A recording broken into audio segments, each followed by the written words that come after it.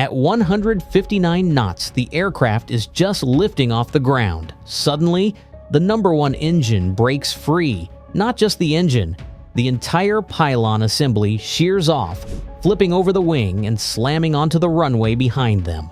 In the cockpit, there's a jolt. The first officer mutters just one word, "Damn." 31 seconds later, the aircraft rolls inverted and slams into a field. 271 souls on board. No survivors.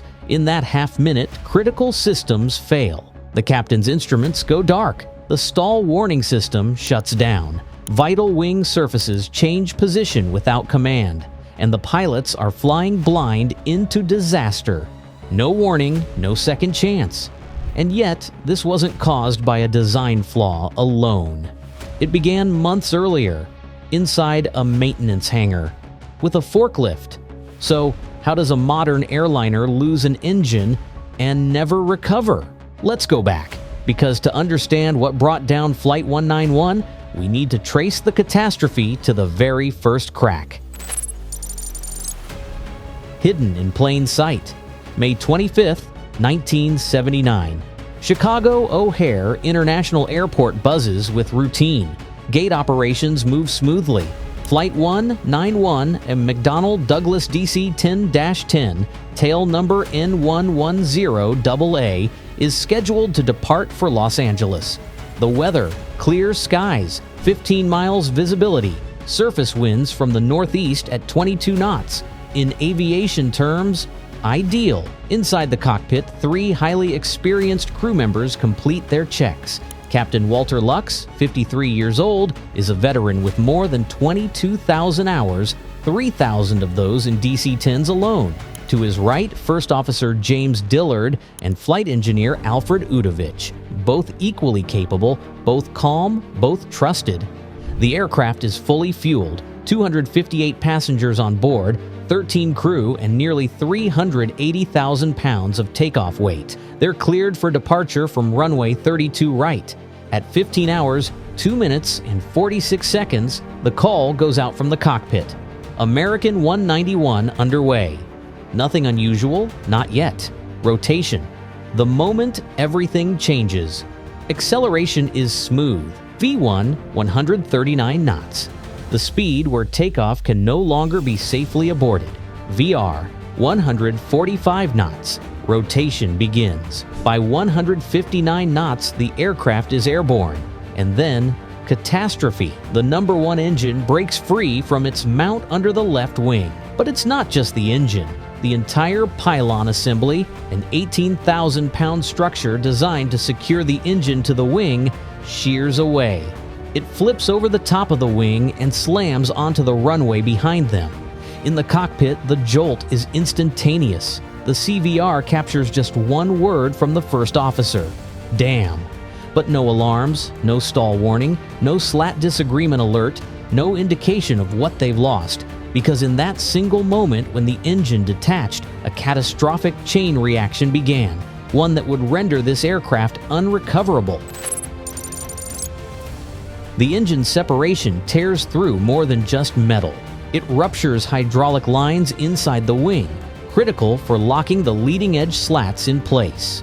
In normal flight, slats extend along the wing's front edge to maintain lift at lower speeds, but now, with no hydraulic pressure to hold them, the outboard slats on the left wing retract, not by command, but by aerodynamic force. At the same time, the electrical bus powered by the lost engine fails. The captain's instruments go dark, the stall warning stick shaker becomes silent, and the slat disagreement sensors dead. The CVR, also powered by the same electrical source, shuts off immediately. From this point forward, the cockpit is lost to us. No voice, no insight into their final decisions. Only data and wreckage. From their perspective, the flight crew sees a loss of thrust on the left side. They do what they were trained to do. They follow engine-out procedures to the letter. First Officer Dillard, flying the takeoff, follows the flight director's guidance. He begins to raise the nose to reduce airspeed to V2, 153 knots. That's the published safe climb speed for a DC-10 after an engine failure. But they don't know what's really happening. Because the slats on the left wing have retracted uncommanded, the stall speed on that wing has just increased to 159 knots. That means by slowing to 153, the crew is unknowingly flying below stall speed on one side of the aircraft. At 325 feet above the ground, the left wing stalls, lift vanishes. The aircraft rolls sharply to the left, past 90 degrees, past vertical. Bank angle, 112 degrees. There is no recovery. Less than half a minute after the engine separated, Flight 191 is inverted, nose down. At 15 hours, 3 minutes, and 31 seconds, it hits the ground in an open field north of the airport near a trailer park. The impact and fireball obliterate the aircraft. 271 lives on board, all lost, 2 more killed on the ground. The hidden catastrophe. Back in the hangar. What could cause an entire engine and pylon to fall off mid-takeoff? The answer doesn't lie in the sky. It lies on the ground, 2 months earlier, inside a maintenance hangar. In an effort to save time and labor, American Airlines had authorized a shortcut to the manufacturer's prescribed maintenance process. McDonnell Douglas recommended a 2-step procedure. First, remove the engine, then remove the pylon. But American Airlines sought to improve efficiency.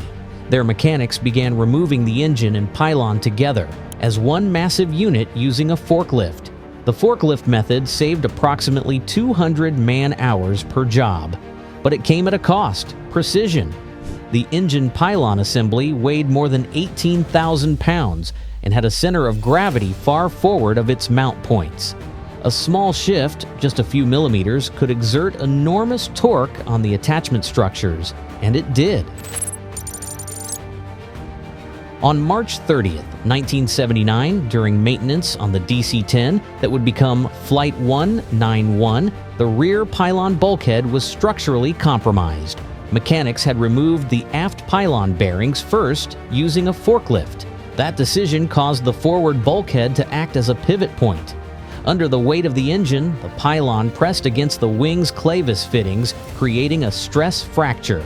A 10-inch horizontal crack began to grow. It was hidden, undetected during inspections, waiting.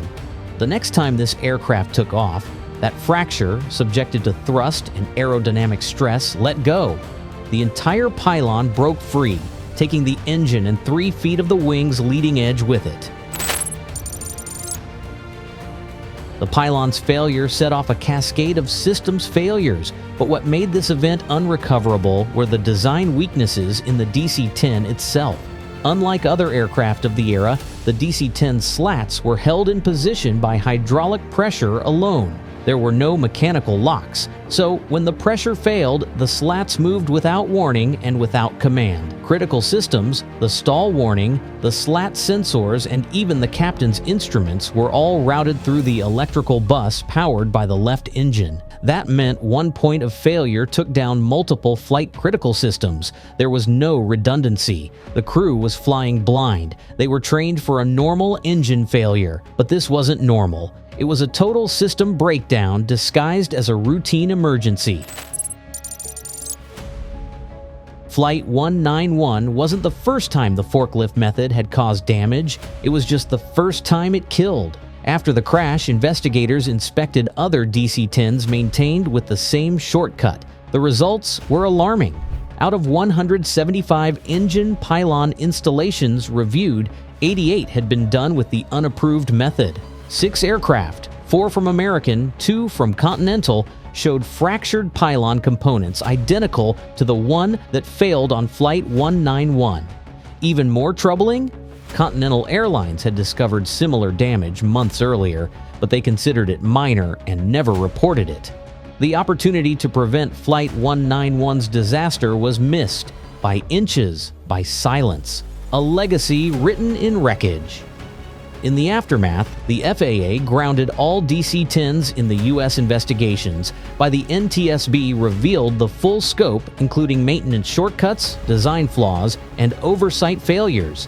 American Airlines was held accountable for unauthorized procedures. McDonnell Douglas was criticized for lack of redundancy in critical systems.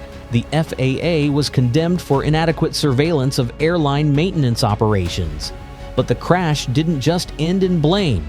It triggered reform such as mandatory changes to engine mount inspections, redesign of slat locking mechanisms, improved flight crew training on asymmetrical lift scenarios, and new standards requiring multiple redundant systems for instruments and stall warning. The DC-10's reputation never fully recovered, but air travel became safer because of what happened that day.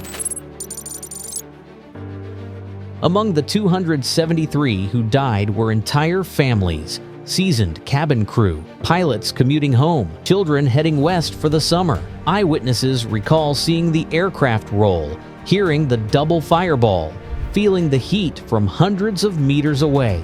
First responders arrived within minutes. There was nothing they could do. In 2011, a memorial was built near the crash site in Des Plaines, Illinois. It bears every name and a single powerful inscription.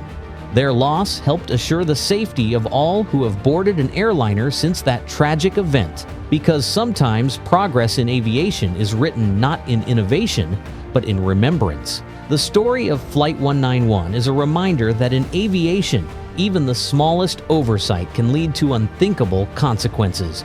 Behind every regulation, every checklist, and every system upgrade, there are stories like this. Hard lessons paid in lives that continue to shape how we fly today. If you found this video informative and want to see more deep dives into the events that shaped aviation safety, consider subscribing and leave a like, as it helps us bring these important stories to more people. Thanks for watching. We'll see you in the next one.